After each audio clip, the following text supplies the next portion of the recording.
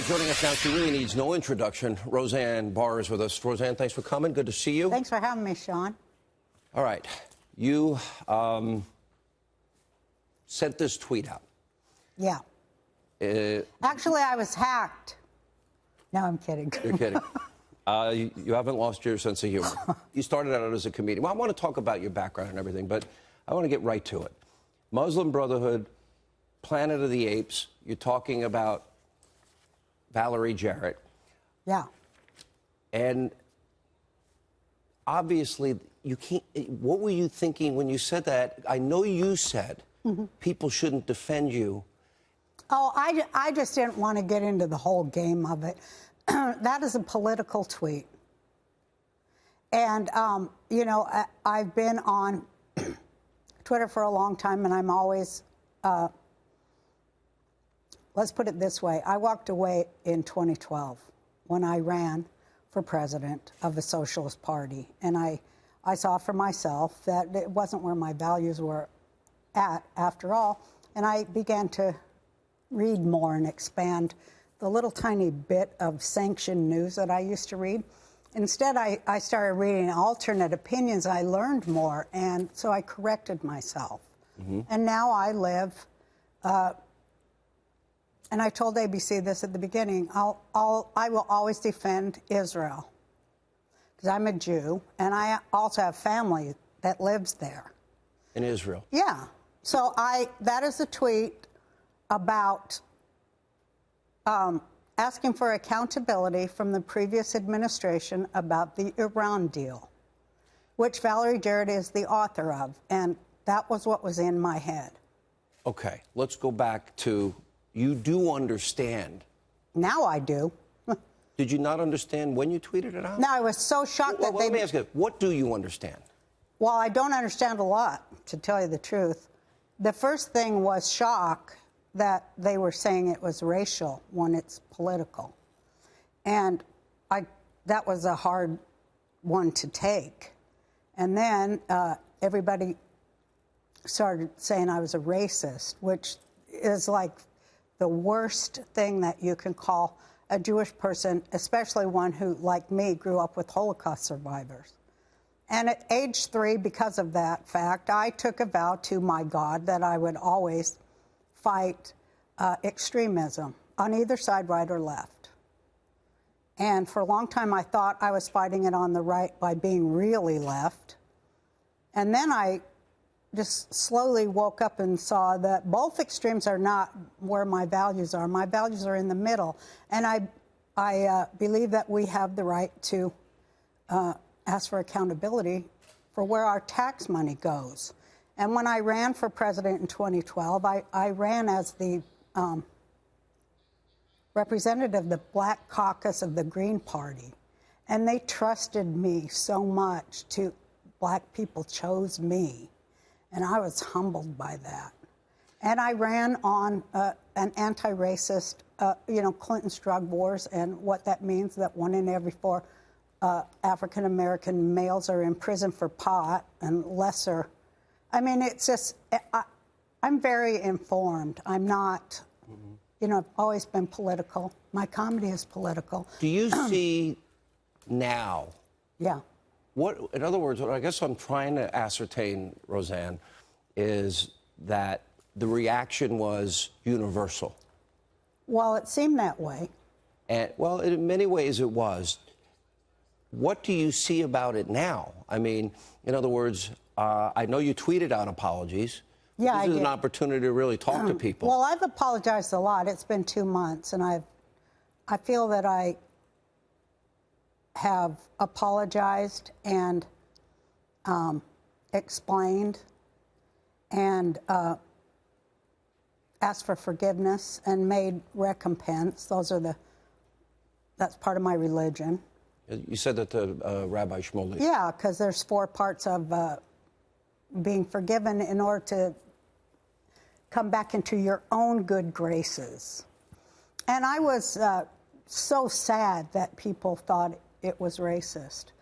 And then I went into the whole thing about the whole discussion of racism, and that blew my mind, because it's so much a part of what the show I was doing was about, And I'm like, why can they not see my work? And then I got really messed up thinking, in this world, it seems as if words matter more than actions, but in the real life world, actions matter more than words. And my actions over 30 years as an artist and a comedian, I've always been against the abuse of power towards all marginalized groups. But now I feel like both the left and the right have marginalized the middle. And it's just too crazy. And the thing that broke my heart the most, I have to say this, is that I have African-American children in my family and in my loved circle. In your immediate family? Yeah, and in my loving circle, and Asians too, and Hispanic people. And Jews get around, let's put it like that.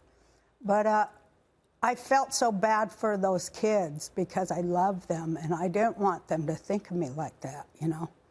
And I know, and I was so sad, and I'm so sad that anyone thinks that of me, but I'm not that person. And I was going through a very hard time. You know, how would you like it to be sitting in a room with 25 people who think Trump is the worst thing that's ever happened to the United States? How would you like it? Could you do your job? It happens to me every day. Really? Yeah. There are a lot of people that don't like what I have to say. In your circle? Oh, I don't know if you read a lot about Sean Hannity, but this isn't I about do, me. but here's what I really... people that work on your show are like that? There's plenty of people around here that disagree with every word I say and hate what I stand for. Absolutely. Disagree adamantly with me. But, you know, I signed up. I give strong opinions, and some people disagree, but I have no problem with people disagreeing. Here's what I don't either, but that's what upset me so badly, because I like to hear all sides. That's how I form a story. Oh, I have a whole list of stuff you said about Republicans and Catholics, of which, you know, both. I've said it about everybody. Listen, I hate everyone equally. But now, obviously you're kidding. No, but everybody deserves to be joked about. Here's what I want to get to the bottom. Anybody who's in any kind of position of power deserves to have a joke about them. And if they can't laugh at themselves, then that means something.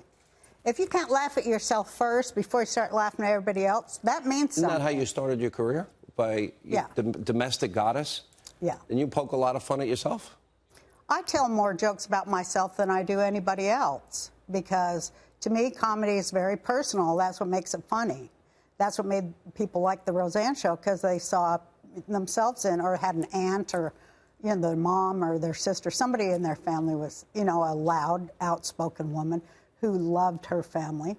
And that was what I was so excited about to come back to television, was to show that that family is also multiracial and lives next door to Muslims whose ideas they don't agree with. That was what I brought to television and what kicked everybody's ass in the ratings, and they should be so lucky that they'll ever get anywhere near that. And they can't take that away from me no matter what's happened.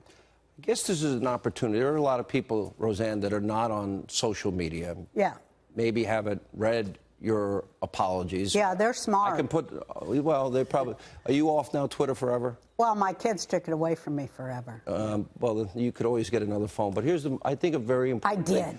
For those people, though, and I'll put up some of the apologies here that you have tweeted out, but there are still a lot of people that look at that comment and they think that they cannot believe that you didn't know better. Yeah, I know, but I did. But I want you to address that. Address those people. You know, I made a mistake, obviously. It cost me everything, my life's work, everything. I made a mistake, and I've paid the price for it.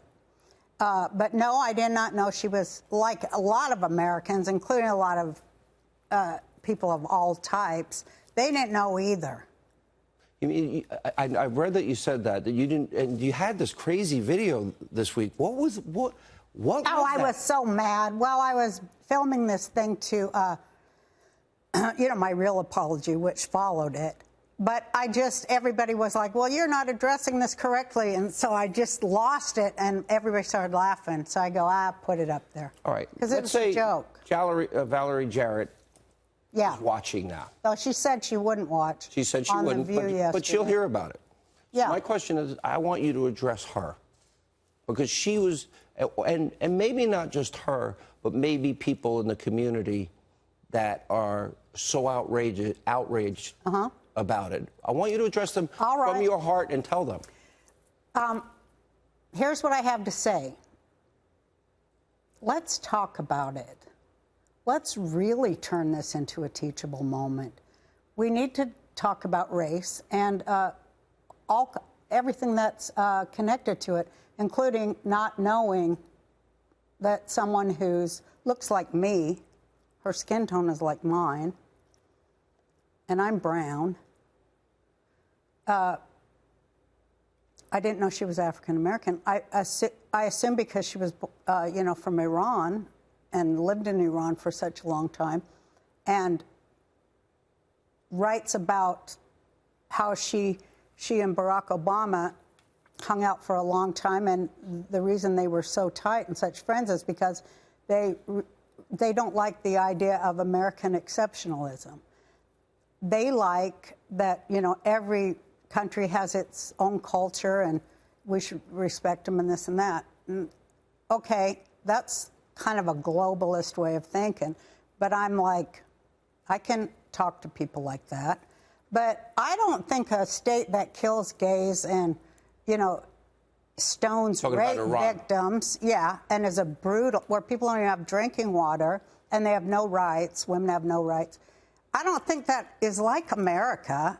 America's not like that. America is a place where I, a loudmouthed, old, gorgeous Jewish woman, comedian, am allowed freedom of speech. Is this the freedom of speech you wanted to use? Well, of course, I look back and go, come on, Sean, get real. I mean, it cost me everything. No, I wish I had worded it better. But I'm not going to let them tell me what I meant. And that's what makes me so mad, because I know myself and I will speak for myself. And I won't have, any people who don't share my culture tell me what I meant. And, they've called me racist on the left for a long time, ever since I said the Jewish people have a right to live in their ancestral homeland. That's racism to them, to the far left, of which I used to be one of. But I don't want to be one of few. I want to be one of many, because I like the whole thing about America, that this is where we have a melting pot and we speak to each other and we unite and we get common things such as, where in the hell did our tax money go? I mean, where did it go? And how can a president just ship pallets of cash to another country without that going through Congress? You didn't say this in the beginning. You didn't say this was about Iran. I did, too. I'm on there every damn day talking about Iran for 10 years. But, this particular comment about... Well, are you going to take one comment out of a conversation? I'm not arguing with you. I'm trying to give you a chance. No, I'm just saying, but that is what they did. And this was a continuing conversation about the rights of people in Iran to throw off their overlords. I guess what I'm listening to you is, like I said, if you talk to Valerie Jarrett directly. I would say this, Valerie, let's discuss this. Don't assume that you know what I meant, because I think you don't know what I meant, and I would like to make it clearer to you what I did mean. And I would like to find a way past all that to really discuss the issue at hand and to try to find common ground between us. Would you want to say sorry to her directly? Would you like to talk? Well, I have already. Have you talked to her? You haven't talked to her? No, I haven't called her, because I was like thinking what would be the right thing to say. To call her? Yeah. You think I'm afraid she'd start screaming and throw the phone down. Well, if I had her number and I handed the phone to you right now, what was the first thing you'd say to her? Well, do you? You want to do it? No, I'm asking because maybe... I'll call her if anybody's got her number. Anyone got her number? No, nobody. But if you did, call her. And I think it's the important thing. You're saying you want to talk about issues, and this is a bigger picture at a teachable moment. I would think the first thing you'd want to do, if it was me, I would want to say, I want her to hear my voice say, I am so sorry. And I know you've tweeted it, and I know you said it, but now that you have a very different perspective on the comments, I would assume you'd want to start there. Well, I already have said I'm sorry for 2 months. No, I know that, but you'd want to say it directly to her is what I'm asking. Oh, yeah. If she was on the phone or something, you mean? Yeah. Yeah, well, she's not. But if she's watching, I'm so sorry that you thought I was racist and that you thought that my tweet was racist, because it wasn't. It was political. And I'm sorry for the misunderstanding that caused my ill-worded tweet. And, you know, I'm sorry that you feel harmed and hurt. I never meant that. And for that, I apologize. I never meant to hurt anybody or say anything negative about an entire race of people, which I think 30 years of my work can attest to. Let me go beyond that and just talk about... Plus, I tell her she's got to get a new haircut. I mean, seriously, she needs a new haircut. People say that about me all the time, so I'm surprised. I would imagine you'd say that about me. Yeah, I would. Think so? A little bit, yeah. Yeah, anything particular you want? Because I think your part, it needs to go over more towards this side. The part seems like it's in the middle too much. Let me ask this. This also impacted, and I know that you tweeted out, there was the whole... This was the biggest, I actually have the numbers, I think after they watched with DVR viewing, 27 million people.